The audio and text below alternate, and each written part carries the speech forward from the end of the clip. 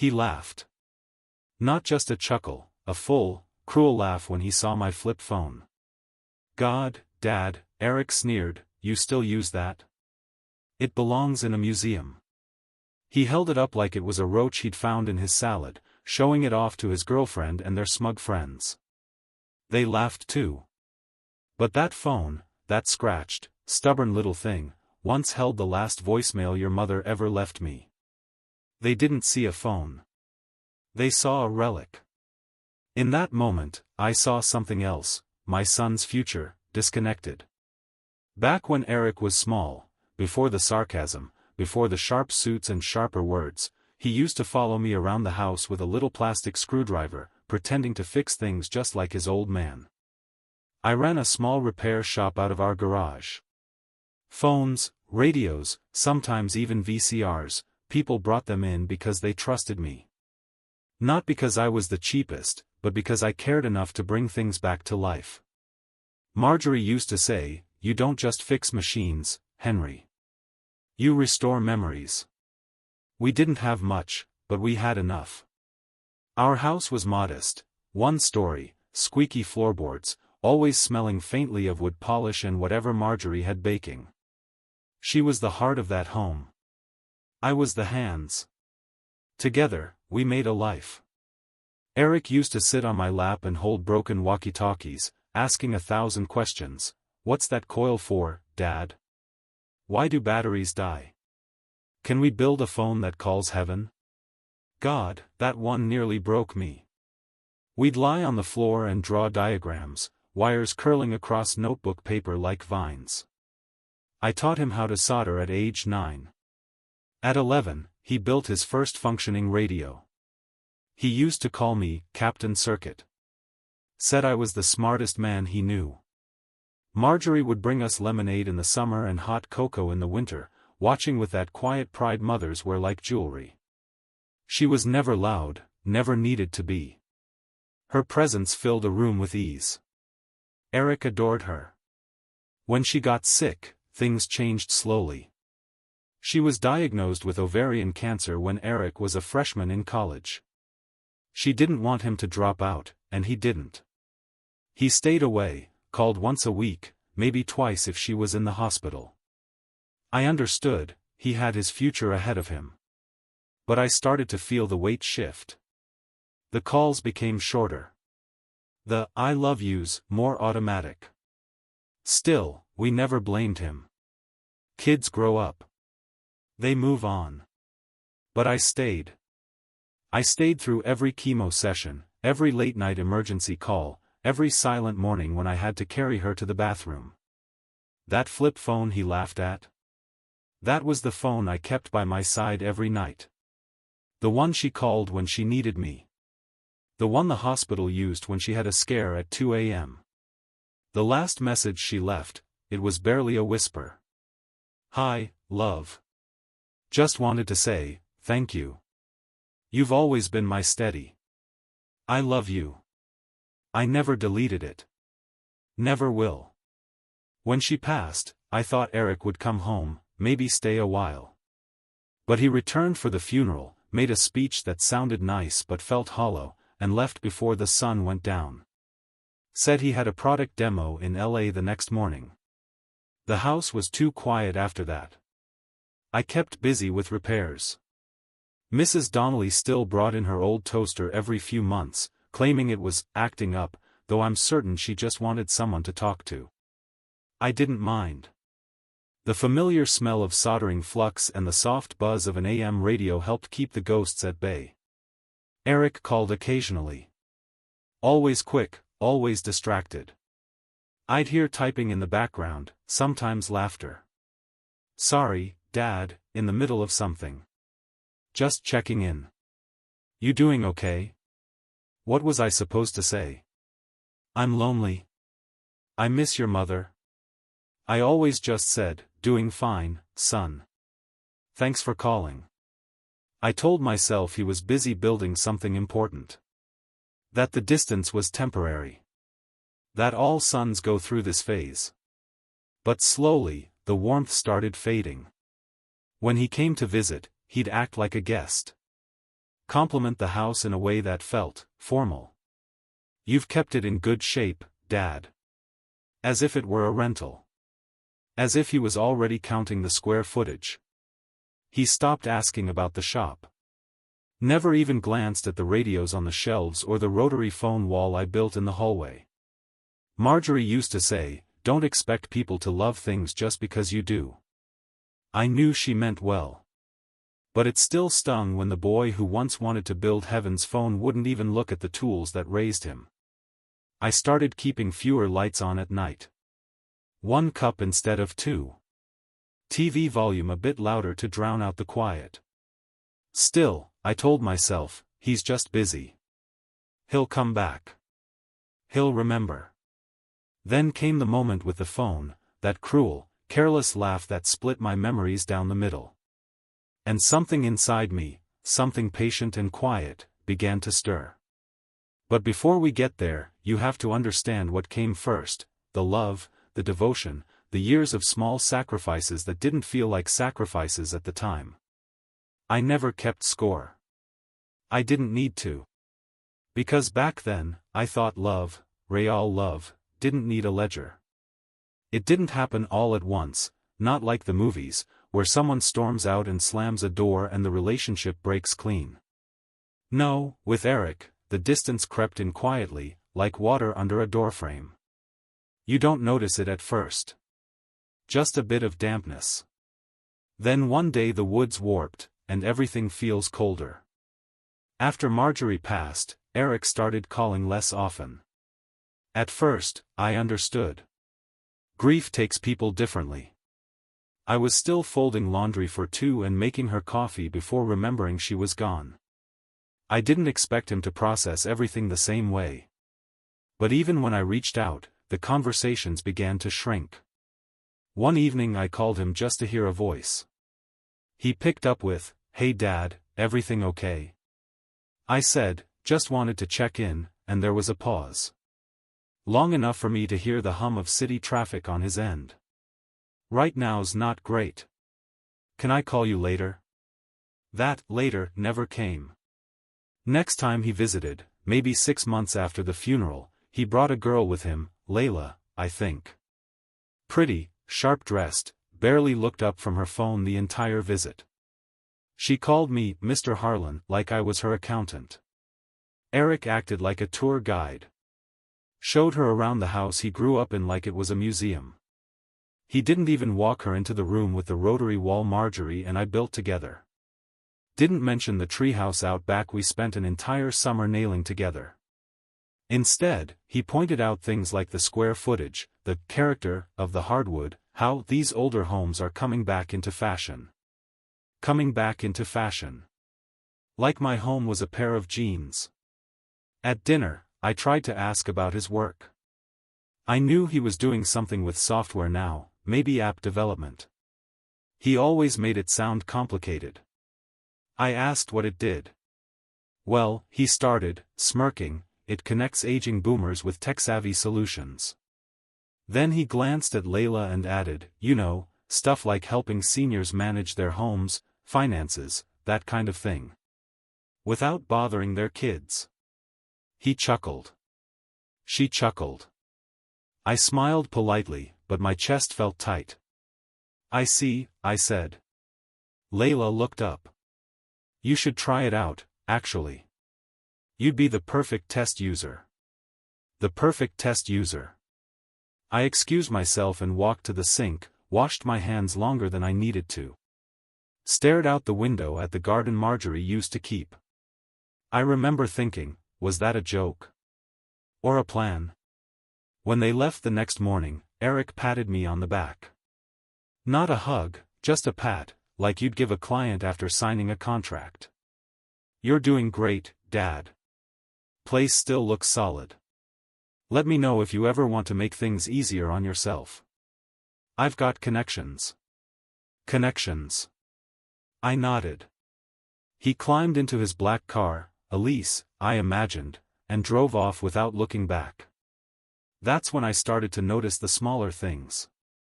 When he'd text, it wasn't, "How are you?" It was, "Need anything?" When he did call, it was usually sandwiched between meetings, his voice rushed and his tone, off. He stopped mentioning Mom. Stopped asking if I'd fixed anything lately. During one call, he actually sighed and said, "Dad, you know there are companies now that just replace broken stuff. No one fixes things anymore. No one fixes things anymore." That hit me like a slap. That wasn't just about phones or microwaves, that was him saying the work I spent a lifetime doing didn't matter anymore. That I didn't matter anymore. I tried to brush it off. Told myself it was just his world now, faster, sleeker, less sentimental. I even tried updating myself a bit. Watched YouTube videos on new tech. Downloaded an app. Hated every minute of it. One Sunday, I went to the garage and opened the box with all the postcards Eric sent from college. I used to tape each one to the fridge. "Miss you, Dad. Built a circuit today, thought of you. Mom's cookies would kill in the dorms. That boy. I don't know where he went. I kept showing up. Sending birthday cards. Texting when the weather turned bad, just in case. I never said anything about the way he'd dodge my questions or hang up early. But I started to feel it in my bones, like arthritis that settles deeper when the weather shifts. Something had changed. One afternoon, I dropped my flip phone in the sink by accident. Waterlogged, screen foggy, it wouldn't turn on.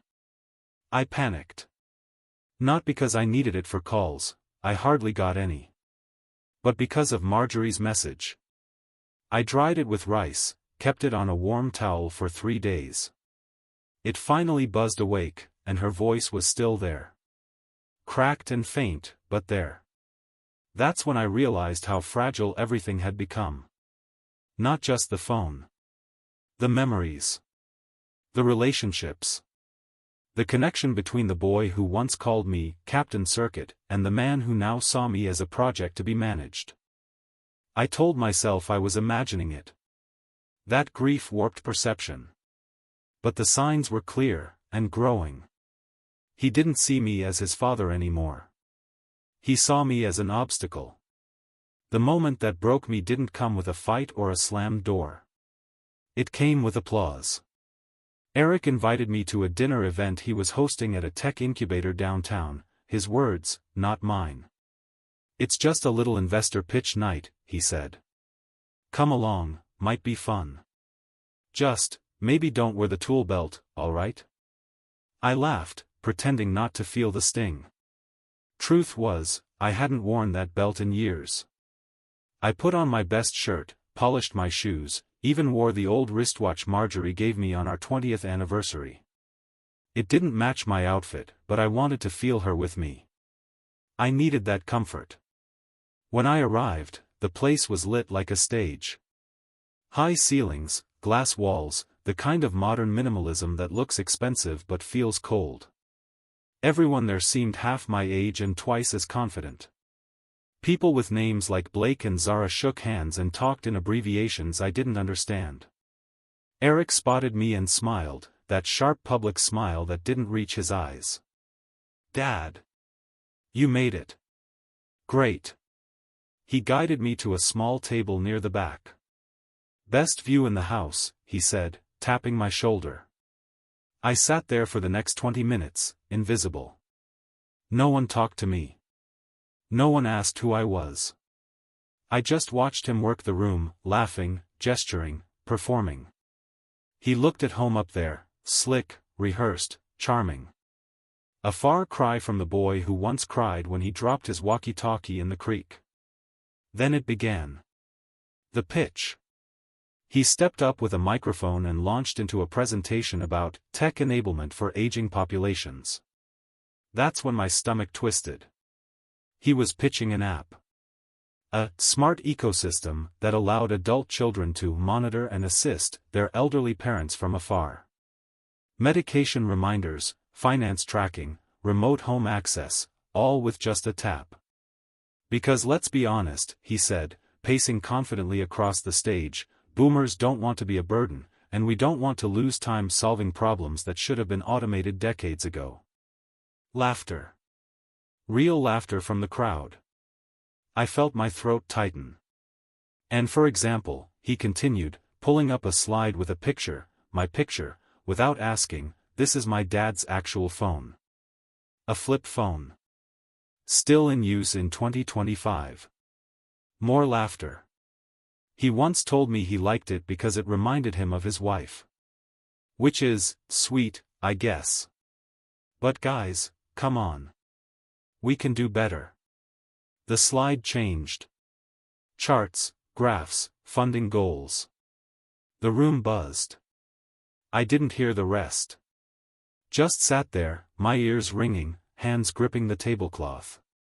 That phone had been by my side every day since Marjorie died. It still held her voice. Her laugh. Her love. And he used it as a punchline. When the lights came up, the applause was thunderous. Investors rushed forward. Eric was surrounded, glowing. I stood slowly, my knees stiff. A woman in a blazer brushed past me and said, God, his pitch was brilliant. So funny. So funny. I made my way to the exit without saying a word. Outside, I sat on a cold stone bench and stared at the city skyline. My breath came in shallow puffs, more from heartbreak than the cold. I waited an hour before heading home. Eric didn't notice I'd left.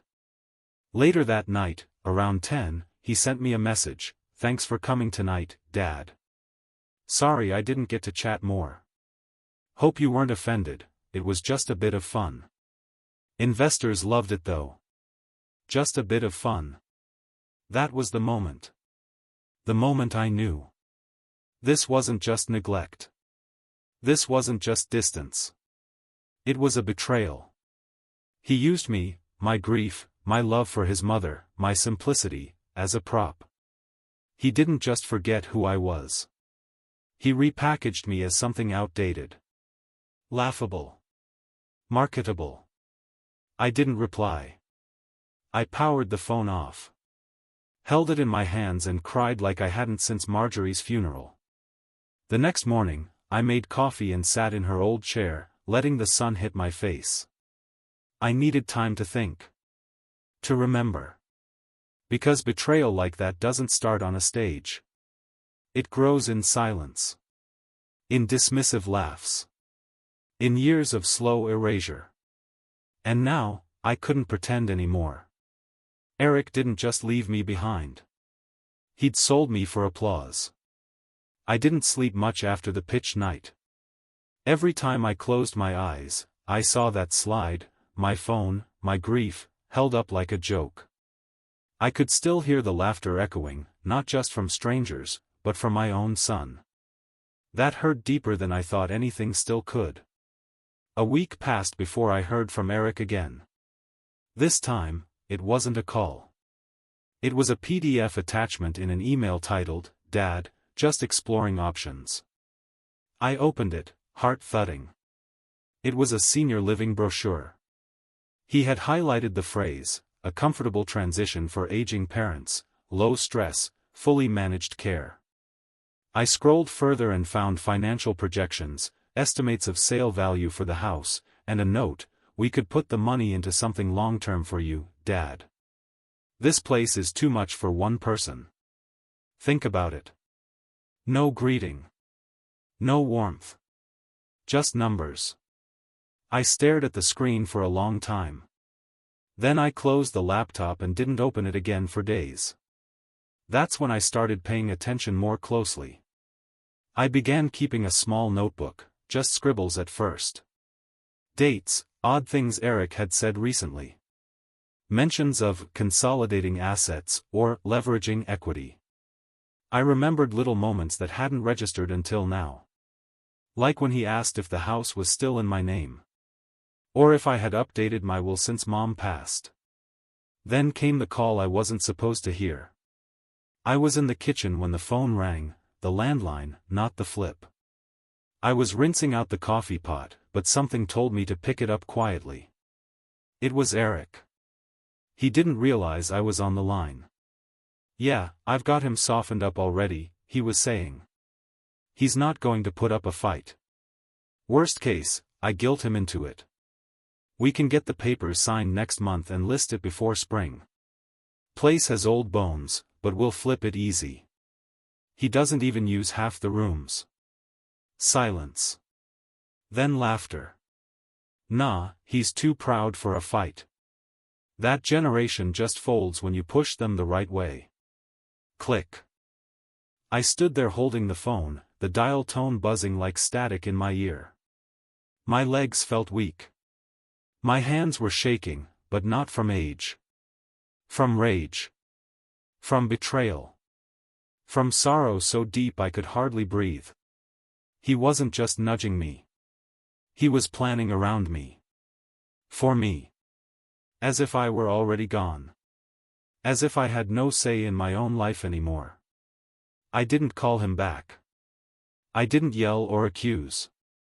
Instead, I went into the bedroom, opened the nightstand drawer, and pulled out the old tape recorder I used back when Marjorie and I would document family stories. I tested it. Still worked. I set it beside the landline and waited. 2 days later, he called again. This time I let it go to voicemail. He left a message. Hey Dad. Just following up on the email. Let me know what you think. The place I found has great reviews, and they handle everything. Plus, Layla says it'd be good for your mental health. Not that anything's wrong. Just, fresh environment, structure. Alright, love you. I recorded it. I played it back 5 times that night. I couldn't tell what hurt more, the manipulation or the fake kindness in his tone. I didn't tell anyone at first. What would I say? That my son was quietly orchestrating my removal? That the boy who once held my hand crossing the street was now trying to transition me out of my own life? But I started watching people differently after that. Mrs. Donnelly from church dropped off muffins one morning. She mentioned, casually, that Eric had stopped by her bakery a few weeks ago, asking about my health. If I'd seemed confused lately. He said he was just worried, she added. Said you'd maybe been forgetting things. I hadn't. But it was clever, I'll give him that. Laying the groundwork. Making people think maybe I was slipping. That night, I played Marjorie's voicemail again. Her voice, soft and raspy. You've always been my steady. And I cried like a child. Then I got angry. And that anger didn't burn hot, it burned cold. Focused. Clear. I started gathering documents. My deed. My will. Medical records showing my mind was still sharp.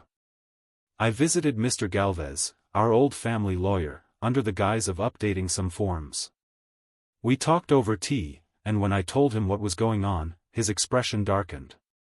You'd be surprised how often this happens, Henry, he said. You're not alone. I walked home slower that day. But not from age. From purpose. I had always taught Eric to respect history. To value what's old and proven. He'd forgotten that lesson. Now, he was going to learn it, the hard way. Have you ever felt betrayed by your own family? Let us know in the comments. I waited a week before calling Eric. I wanted to speak to him with a calm voice, not a trembling one. Rage doesn't serve you well when you're already being labeled as mentally unfit by your own child. He answered after 2 rings. Hey, Dad. Been meaning to follow up. I heard the call, I said, quiet but firm. There was a long pause. What call? The one you made from your office line. I picked up the other phone by accident. Heard every word. He exhaled sharply, then tried to laugh it off. Come on, Dad. You must have misunderstood. Don't. I heard what you said. He's softened up. Worst case, I guilt him into it. Those were your words. Silence. Then, all right, look. I may have been strategic. But it's not personal. It's practical. That word again. Practical.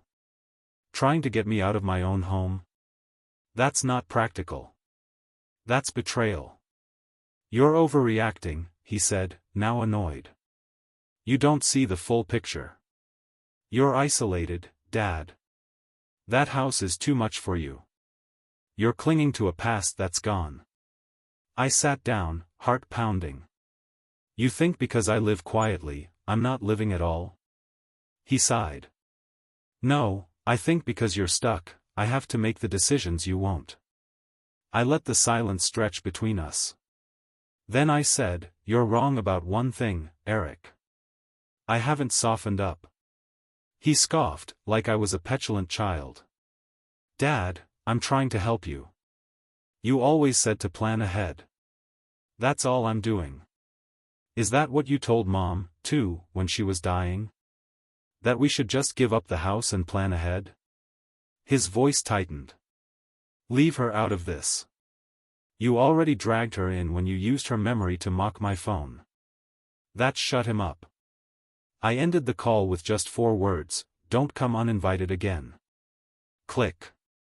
I thought I'd feel empowered. But the moment I put the phone down, I felt something else, grief. Not for the house, or the plan, or even the insult. Grief for the son I had lost. That night, I didn't sleep. I sat at the kitchen table until the sun came up, sipping cold coffee, listening to Marjorie's voicemail like it was scripture. The next morning, I went to the hardware store. Not for repairs, for a new lock. I changed the front door, the back door, even the garage keypad. I wasn't going to wait for Eric to act. He already thought he had all the pieces lined up. He thought I'd roll over quietly like a forgotten appliance. He didn't know what quiet men could do when they've been cornered. That same week, my neighbor, Joe, stopped by. Joe's a veteran, 2 years older than me, still chops wood every morning like he's 25. He's not a talker, but he noticed the new lock.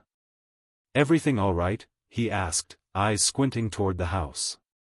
I nodded. Just updating a few things. He paused.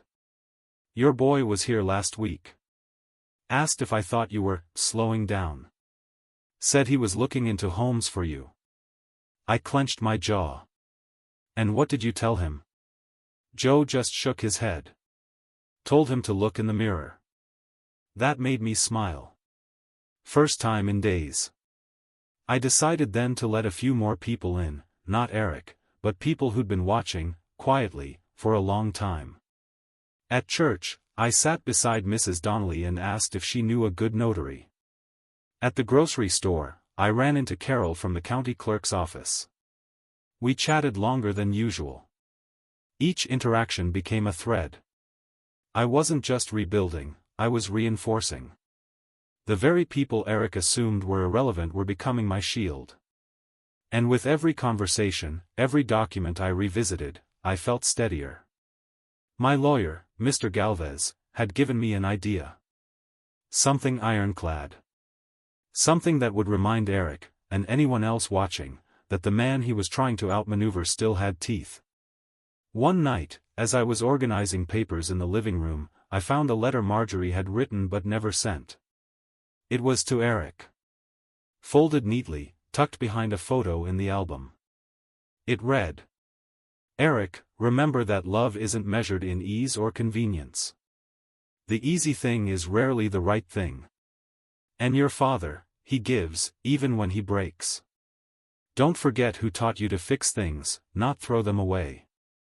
I read it twice. Then again. And then I knew, I wouldn't just defend myself. I'd make sure he learned what it meant to lose something real. The door to Galvez's office creaked just the same as it had 20 years ago.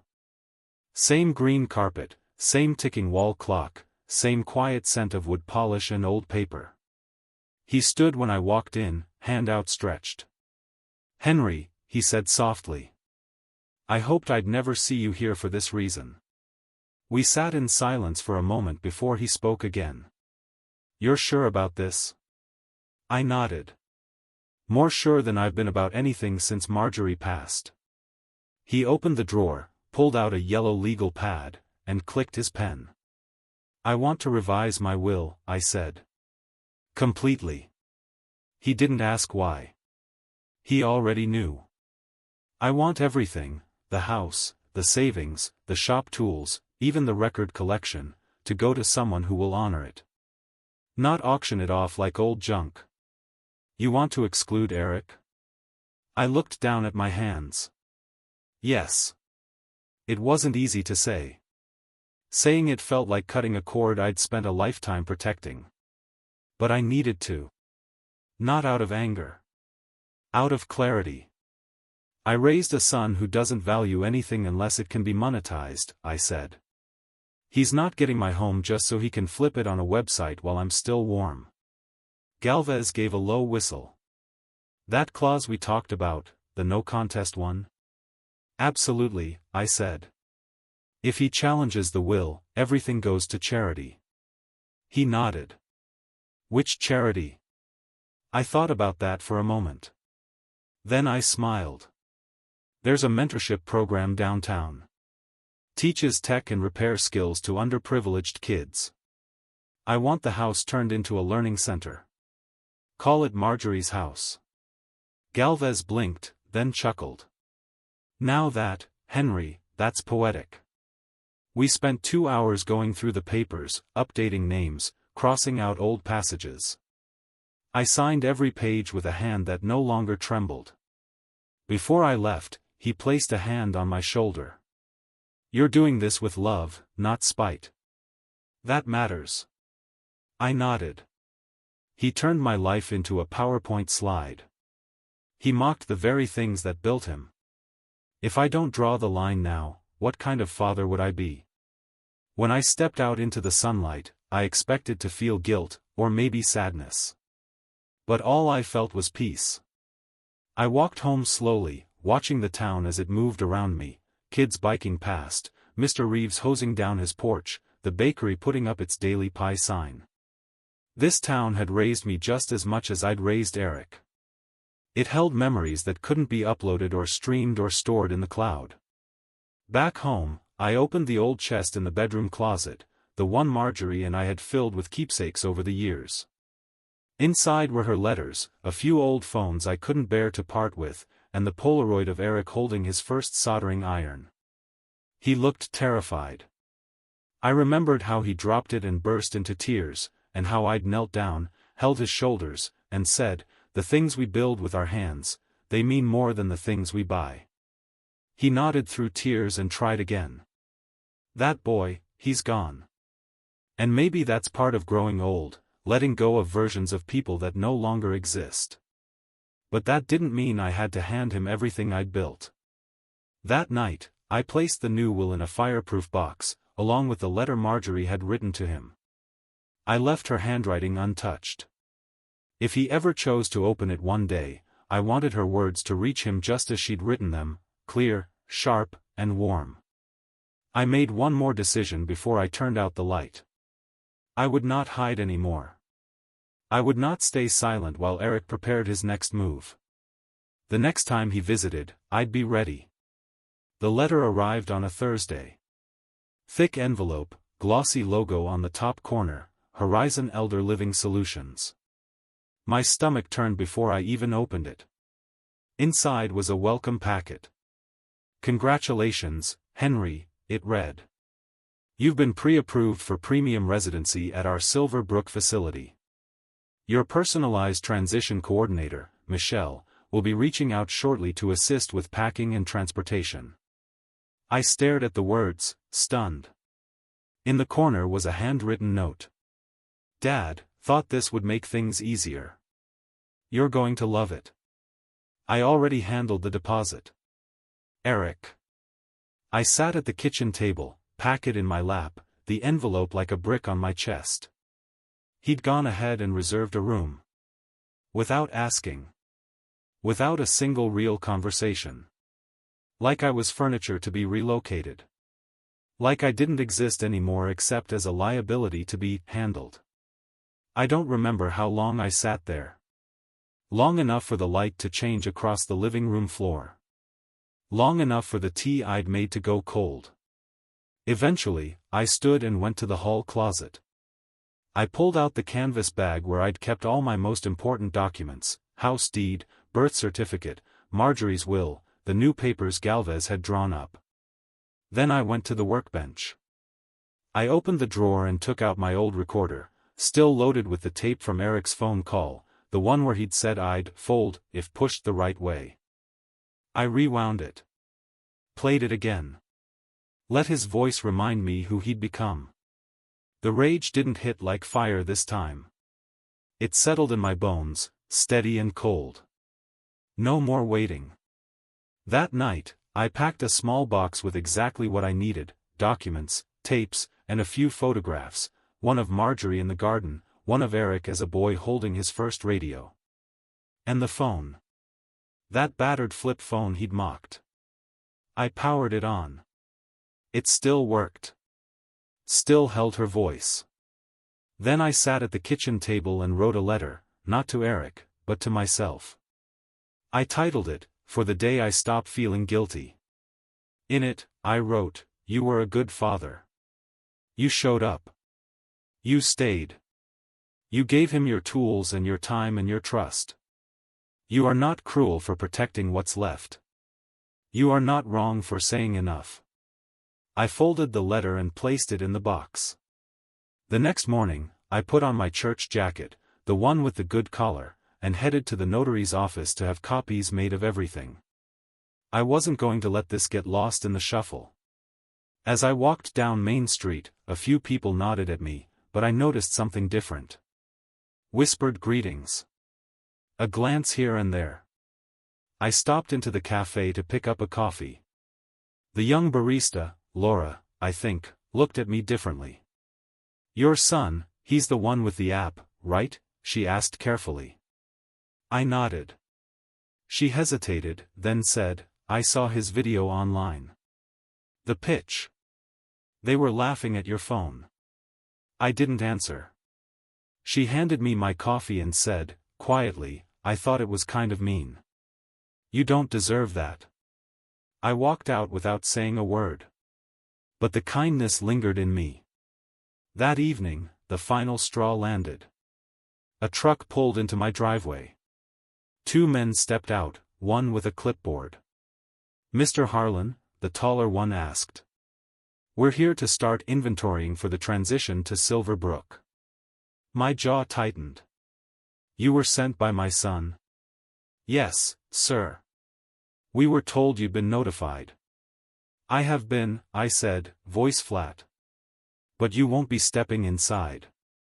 "Sir, we have." "You don't have my permission," I said, stepping forward. "And this is still my house." I didn't yell. I didn't make a scene. I just stood there, a quiet, old man holding a coffee cup and 20 years of heartache, and didn't move. They left 5 minutes later. I watched their truck disappear down the road, then walked back inside. I turned off all the lights. Sat in the living room. The silence in the house wasn't empty anymore, it was full. Full of memory. Of Marjorie's laughter in the kitchen, of Eric's childhood footsteps on the stairs, of late nights at the workbench with the radio humming softly. Eric thought he could erase that. He had no idea what he was up against. The next day, I circled the date on the calendar. 2 weeks away, Eric's launch gala for the final release of his app. He was hosting it at the same incubator where he'd mocked me. I made my plan. I would show up uninvited. And I would make sure everyone heard the truth, calmly, clearly, with no yelling or scenes. Just the cold, hard sound of dignity standing up for itself. The night of the launch arrived, and I dressed with care. Not for anyone else, for me. Clean shirt, pressed slacks, polished shoes. I even wore Marjorie's favorite tie, the navy blue one with tiny silver radios stitched into the fabric. She used to say it made me look like a gentleman engineer. I took the bus into the city. Sat near the window, watching the neon lights grow sharper as we approached the tech district. Everyone around me stared at their phones. I held mine, the old flip phone, in my palm like a relic and a weapon. The venue was the same as last time, glass walls, open bar, sleek lighting that tried too hard. I walked in slow, unnoticed at first. There were no invites, no guest list for me. But I stepped through the door like I belonged, because I did. I scanned the room until I spotted him. Eric. He was on stage, microphone in hand, polished smile glowing under the spotlight. "Tonight," he said, "we don't just launch a product, we begin a movement. A new way to care for the people who raised us, without sacrificing our time, our schedules, or our sanity." Laughter. Applause. He gestured toward a screen where a demo of the app played, a cartoonish simulation of a son remotely managing his elderly father's lights, medications, even grocery lists. The digital father was slow, forgetful, wearing glasses too big for his face. They laughed again. That's when I stepped forward. I walked slowly through the crowd, down the aisle, toward the front of the room. People turned. First in confusion, then in recognition. Eric saw me, mid-sentence, and froze. I stopped at the edge of the stage. No microphone. No anger in my voice. "Eric," I said. "You forgot something." He stammered. "Dad, this isn't really, can we talk later?" I pulled the old flip phone from my pocket and held it up. "This phone," I said, "was the last one your mother used before she died. It has her final message on it. It's the only way I can still hear her voice." The room went silent. I stepped closer. "And you turned it into a joke. You made our grief into a pitch. You mocked the very thing that raised you." He blinked. "Dad, that wasn't, I didn't mean it like." I held up my other hand, the one with the recorder. "This is your voice," I said calmly, talking about moving me out behind my back. About how I'd fold if you pushed me hard enough. A few gasps from the crowd. A woman dropped her drink. Eric's face drained of color. "You recorded me?" "I protected myself," I said. "Because I realized I was no longer a father in your eyes. I was an inconvenience." Someone at the back muttered, "Damn." I took a breath, my voice firm now. "You won't be getting the house, Eric. Or the tools. Or the savings. I rewrote my will. If you contest it, every cent goes to charity, to a youth tech program that still believes in honoring the past." He stepped forward, desperation replacing bravado.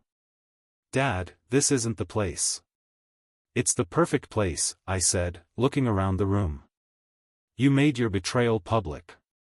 Now you can live with the truth in public too." The silence was heavy. No one clapped. No one moved. I turned, walked down the aisle, and out the door. The night air hit my face like a baptism.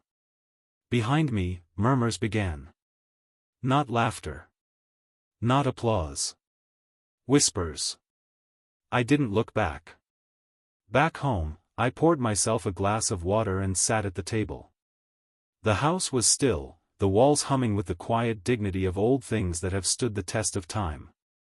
For the first time in years, I felt something I hadn't in a long while. Control. Not over others, but over my own story. I had stood up. Spoken out. And I hadn't needed to raise my voice to do it. The phone buzzed once, a new voicemail. Not from Eric. It was one of the investors. She said, "I want you to know, that was brave. And necessary." I saved her message next to Marjorie's. I went to bed early that night. And I slept without dreams. Do you think the father made the right choice? Comment and don't forget to like and subscribe for more true life stories. The house was never quieter than it was the week after the confrontation. Not because the silence had grown, but because something else had left, the waiting. No more checking the phone for calls from Eric. No more rehearsing conversations in my head, trying to imagine ways to reach a son who no longer wanted to be reached. No more pretending. It wasn't peace, not exactly. But it was a kind of stillness that I could sit with. It didn't hurt to breathe anymore. I spent most mornings in the garden, Marjorie's garden, pulling weeds, trimming hedges, whispering apologies to her memory for letting things go. I could almost feel her approval in the sunlight. She'd always said that nature has a way of absorbing grief. She was right. The town buzzed, of course. I couldn't walk to the cafe without heads turning, whispers trailing behind me like shadows. That's him. Eric's dad. Did you see the video? It's all over social media. Some people offered polite nods. Others, quiet respect. A few just looked away. Joe, my neighbor, came by 2 days after. He didn't say much, just handed me a paper bag with some fresh bread and said, "You held your ground. That matters." I nodded. "Thanks for not believing the worst of me." He shrugged. "Didn't have to believe anything. I've seen how you take care of that house. That garden. That's not the work of a man who's slipping." We sat on the porch for a while, sipping coffee in the quiet. Later that week, I took a walk through town. Not to run errands, just to be seen. I wanted people to know I wasn't hiding. At the hardware store, Carol from the clerk's office patted my hand. He thought no one would care. But people do, Henry. We care. Even Mrs. Donnelly from church baked me a pie, cherry, Marjorie's favorite, and left it on my porch with a note that read, "Some things are worth preserving." Each small act felt like a thread pulling me back together. Still, the silence inside the house lingered. Not painful, just vast. There were nights when I still hoped the phone would ring, and it would be Eric. Not the man I'd faced at the launch, but the boy who used to bring me broken flashlights and say, "Can we fix this, Dad?" But it didn't ring. Not once. Until the 6th day. It wasn't Eric. It was a knock at the door. When I opened it, a teenage girl stood there, maybe 16, maybe 17. Tall, slender, with Eric's eyes and Marjorie's dark curls. "Hi," she said. "Are you Mr. Harlan?" I hesitated. "I am." "I'm Lucy," she said. "Eric's daughter." I hadn't seen her in years. Not since she was maybe 8, back when visits still happened at holidays. She looked older, obviously, but the kindness in her eyes, that was familiar. "Can I come in?" she asked. I stepped aside. She entered without hesitation, looking around the house with a mix of nostalgia and surprise. "I remember this room," she said, running her fingers along the mantel. "You had those little radios on the shelves. I thought they were toys." "They still work," I said. She smiled faintly. "I'm sorry about my dad." I nodded, unsure how to respond. "I saw the video," she said. "And I saw what he did. And I wanted you to know not all of us are like that." I motioned to the kitchen. "You hungry?" She grinned. "Always." We sat at the table, eating leftover pie and sipping lukewarm tea. She asked about Marjorie. About the house. About the tools in the shed. "I want to learn," she said suddenly. "Not the app stuff. The real stuff. Like what you used to teach Dad." I nearly dropped my fork. "You do?" She nodded, serious now. "Dad doesn't talk about his childhood. But I found some old photos. Him with you. In the garage, holding something that looked like a radio." I started wondering, who taught him to build things? I exhaled slowly, emotion creeping up my chest. I did.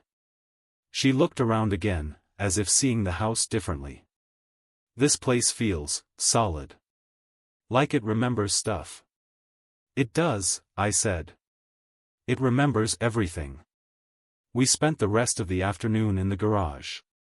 I showed her the old soldering iron, the pegboard with worn tools, the shelves filled with forgotten devices, radios, phones, cassette players.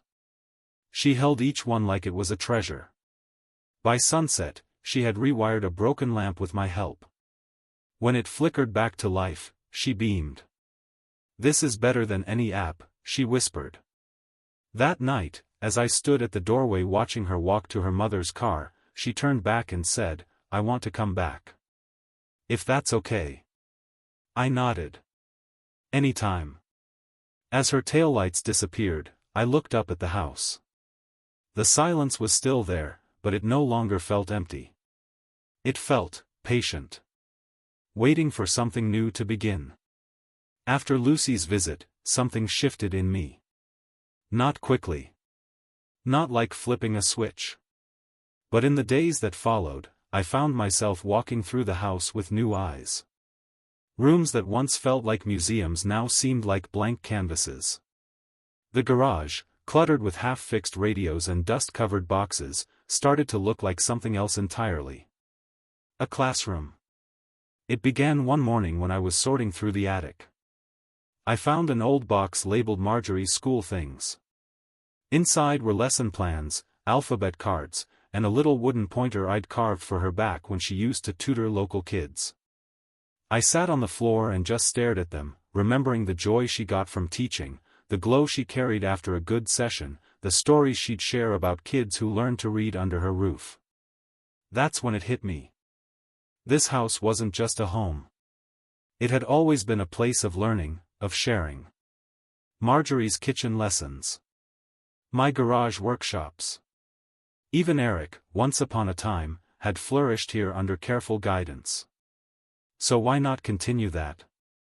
I called Galvez the next day. "I want to update the will again," I said. "You've already secured everything," he replied, puzzled. "I know. But now I want to build something with what I have left." We talked for an hour. I told him about Lucy's visit. About the tools, the memories, the sense that maybe this place had one more chapter left in it. I didn't want to just leave a legacy, I wanted to live it. He listened, then said something that stayed with me. "Legacy isn't what you leave behind, Henry. It's what you put into motion while you're still here." So I began putting things in motion. First, I cleared out the garage. Not just tidying, I mean really cleared it. Sorted the tools, donated broken furniture, swept every corner. I strung up new lights and built 3 sturdy workbenches using spare lumber from the shed. I labeled each drawer. Each bin. Each part. Then I called Lucy. "I'm opening the shop," I said. She hesitated. "The repair shop?" "Sort of," I said. "But this time, it's for teaching. For kids. Anyone who wants to learn the basics, fixing, soldering, understanding circuits, even old-school phones." She was quiet for a second. "Can I help?" "You already are." The next week, she brought 2 friends, shy at first, but curious. I showed them how to take apart a cordless phone, identify components, read a simple diagram. Their eyes lit up the same way Eric's used to. Soon after, word began to spread. Joe dropped off an old radio with a note, "Use it for the kids." Mrs. Donnelly brought over a broken toaster. The church bulletin listed Harlan's Home Tech School, free under the announcements. I turned the spare bedroom into a reading room, filled with Marjorie's old teaching supplies. Set up a table with notebooks, pencils, and a stack of beginner manuals I found at a thrift store. In the evenings, I would sit on the porch, sipping tea, watching Lucy and her friends ride their bikes to the house. Laughter echoed from the garage. The sound of learning. Of effort. Of trying again. One afternoon, Lucy came to me with an idea. "What if we called it Marjorie's house?" she asked. I looked at her, stunned. "I mean, it kind of already is, right?" she said. "Feels right." My throat tightened. I nodded. She'd love that. We painted a sign together. White letters on soft blue wood, "Marjorie's house, fixing what matters." Lucy hung it over the garage entrance with a grin that stretched across her whole face. Every day after that, the house felt more alive. Not loud, but alive, buzzing with purpose. Kids came and went. Some stayed to fix things. Others just listened. A few helped me build toolboxes they could take home. And all of them, at some point, asked about Marjorie. So I told them. About her patience. Her warmth. Her belief that even broken things deserved another chance. One boy, maybe 10, stayed after class one day. He held a broken cassette player in his lap, eyes wide. "You think I could fix people someday too?" he asked. I blinked back tears. "I think you just started," I said. I wasn't teaching for applause. I wasn't building for inheritance. I was creating space for people to feel useful again, the same way I had once felt, hunched over a circuit board with a young Eric beside me. And even if Eric never returned, never apologized, I had found something I didn't think was possible anymore. A future worth waking up for. By the time fall rolled in, Marjorie's house was no longer just an idea, it was a rhythm. Kids came every Tuesday and Thursday afternoon, their bikes stacked against the porch rail like a scene from another decade. Tools clinked on workbenches, radios crackled with static before springing to life, and laughter, honest, belly-deep laughter, filled the garage. The first time I heard a kid yell, "Mr. Harlan," I did it. I nearly dropped the coffee in my hand. Mr. Harlan, not sir, not old man, not Eric's dad. I liked that name. It made me feel like I still had something to offer. Lucy became my unofficial assistant, though I could see she was more than that to the other kids. They looked up to her. She organized a Fix It Friday, where everyone brought something broken from home, and we turned it into a group challenge. One girl brought in a CD player her grandmother had kept for years. Another brought a busted lamp that her father swore couldn't be saved. They were wrong. Marjorie would have loved every second of it. The house began to change in small ways. Lucy repainted the living room with a few friends, soft yellow, to match the sunniest part of the garden. Joe built new shelves for the reading room. The bakery lady, Carol, brought cookies for the kids every week, just like your wife used to, she told me with a warm smile. People didn't ask what they were getting out of it. They just showed up. And slowly, something settled in my chest, a warmth I hadn't felt in years. Not since before Marjorie got sick. Not since Eric was a boy with a soldering iron and endless questions. It wasn't just the noise or the activity that brought life back to the house. It was the presence. The intention. The care. This wasn't blood. These weren't heirs. But they were mine, in the way that mattered most. One afternoon, I was restocking a drawer with fuses when I heard the back door creak open. I turned, expecting Lucy or one of the boys. Instead, it was Eric.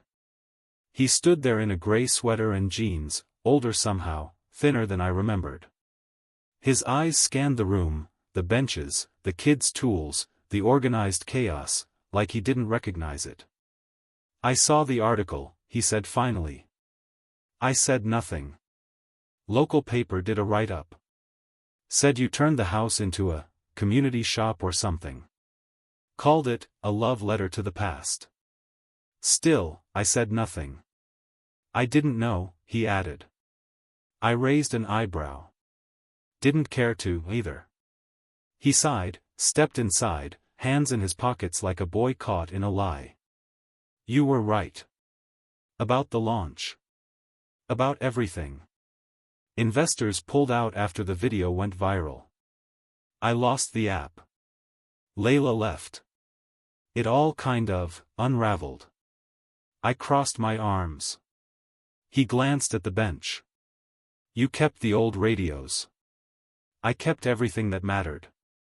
He nodded slowly, eyes down. I'm not here to ask for anything, he said. I don't know. I guess I hoped maybe you'd still talk to me. I studied him. This wasn't the polished, arrogant man from the launch. This was a son stripped down to his hurt. I walked past him, grabbed the coffee pot from the counter, and poured 2 cups. Set them on the table. Saturday. He followed. We didn't talk about the will. Or the house. Or the things he said behind my back.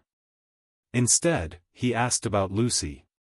She comes every week, I said. She's learning fast. Reminds me of you, before all the noise. He smiled faintly. She's special. She is. We sat in silence, sipping coffee. When he stood to leave, he looked around again, this time slower. You made something beautiful here, Dad. I nodded. She'd be proud, he added. She is. He looked like he wanted to say more. Maybe sorry. Maybe not. But I didn't push. Some things can't be fixed. Not the way radios can. He walked out the back, the same way he came. I stayed at the table, coffee cooling in my hand. Outside, Lucy and her friends were planting marigolds in the front yard. One boy turned and waved through the window. This was family. Not perfect. Not always polite. But present. Committed. Loyal. A few nights later, Lucy sat on the porch beside me as the cicadas hummed. Do you think it's weird, she asked, that I feel more at home here than at my mom's place? I shook my head. Home isn't where you sleep. It's where you're seen. She leaned her head on my shoulder, quiet for a long while. Thanks for seeing me, she said. I smiled.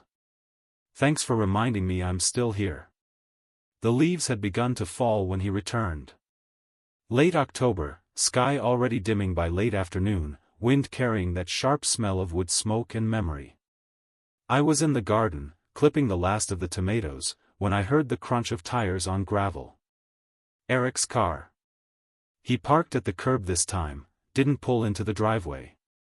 Maybe he knew he hadn't earned that ground back yet. He stepped out slowly. No suit, no swagger. Just jeans, a windbreaker, and a hesitant look in his eyes that made him look a little like the boy he used to be. Hey, he said. I stood up, wiped my hands on a rag. You lost? I asked, not unkindly. He smiled faintly. Sort of. A long silence followed. The wind stirred the marigolds in the bed Lucy and her friends had planted. Somewhere inside, a radio crackled. I was hoping we could talk. Just a little. I motioned to the bench by the porch. He sat. I stayed standing a moment longer, then joined him. We didn't speak right away. The silence stretched, not uncomfortable, but deliberate. Finally, he broke it. I've been doing some thinking. About you. About Mom. About all of it. I nodded, eyes on the horizon. You know, I've watched that video probably 100 times, he said, voice tight. The one from the launch. And every time, I feel more ashamed. I didn't say anything. Sometimes silence is the only honest answer. I thought I was being clever, he continued. Cutting edge. Efficient. And I was. For strangers. For investors. But not for my own father. He looked over at me, eyes wet. I'm sorry, Dad. I really am. I didn't just disrespect you. I erased you. That one stung. Because it was true. Because hearing him say it aloud made it real in a way even the will never had. He reached into his coat pocket and pulled out something small. It was the flip phone. My flip phone. I found it in the box of stuff the movers packed after Layla left. I charged it. Listen to the voicemail. He paused. Voice cracked. She sounded tired. But still so full of love. I closed my eyes. That voice, Marjorie's, had anchored me through so many storms. Knowing he'd heard it too, it felt like a bridge, just barely reaching across the divide. I don't expect forgiveness, he said. I don't even know if I deserve to be part of this place anymore. But if there's any part of you that still sees the kid I used to be. He trailed off, swallowed hard. I'd like to come back. Even if it's just to help. Or watch. I studied him. Really studied him. He wasn't posturing. Wasn't pitching. He was present. And that, after all these years, was something. You don't get to erase years of neglect with one apology, I said, finally. I know. But you're here. You showed up. That matters. He nodded, eyes on his shoes. I continued, this house, Marjorie's house, it's not just a place anymore. It's a promise. One I intend to keep. So if you're asking to be a part of it, you come humble. You come ready to work. You come ready to listen. He looked up, hopeful now. I can do that. I stood. Then come next week. Bring tools. Not business cards. He smiled, small, unsure, but real. As he stood to leave, he turned and said, Dad. I hope someday you'll forgive me. I didn't answer. Some things don't need immediate closure. Sometimes, leaving the door slightly ajar is enough. After he drove off, I walked back into the house. Lucy was in the garage, helping a younger boy sort wires by color. She looked up as I entered. Was that your son? Yes, I said. Everything okay? I thought about it, then nodded. Better than it's been in a long time. That night, I sat by the fireplace with Marjorie's old shawl draped across my shoulders and the flip phone in my hand. I played the voicemail. Listened to her say, You've always been my steady. I love you. Then I placed the phone gently in the box by the mantel. Not as a relic. But as a reminder. Of love that endures. Of dignity reclaimed. Of family, chosen and restored. Would you have forgiven Eric? Tell us below and hit that subscribe button for more heartfelt stories. The day of the opening felt like a dream Marjorie might have whispered to me once in passing, something soft and hopeful I barely caught in time. The house had never looked better. The trim was freshly painted, the porch railings fixed, the garden buzzing with late bloomers, mums and marigolds still clinging to color as autumn deepened. A handmade banner stretched across the garage, Marjorie's house, fixing what matters.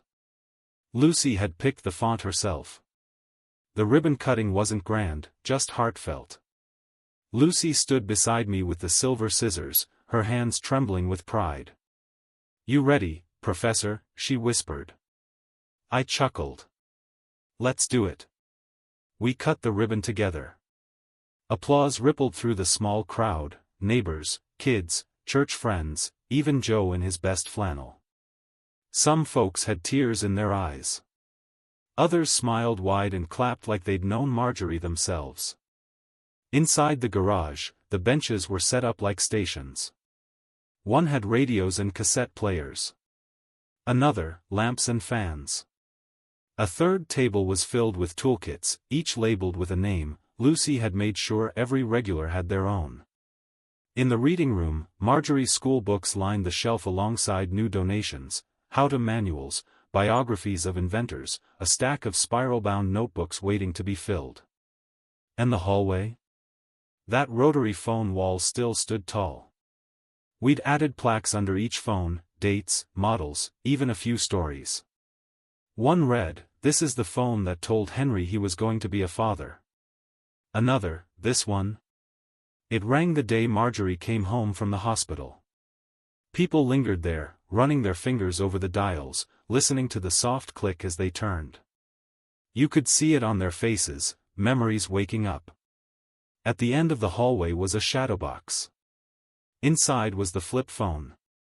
The voicemail wasn't accessible anymore, I'd saved it elsewhere, but the phone sat in the case like a quiet cornerstone. A small brass plaque beneath it read, "The last voice. The lasting love."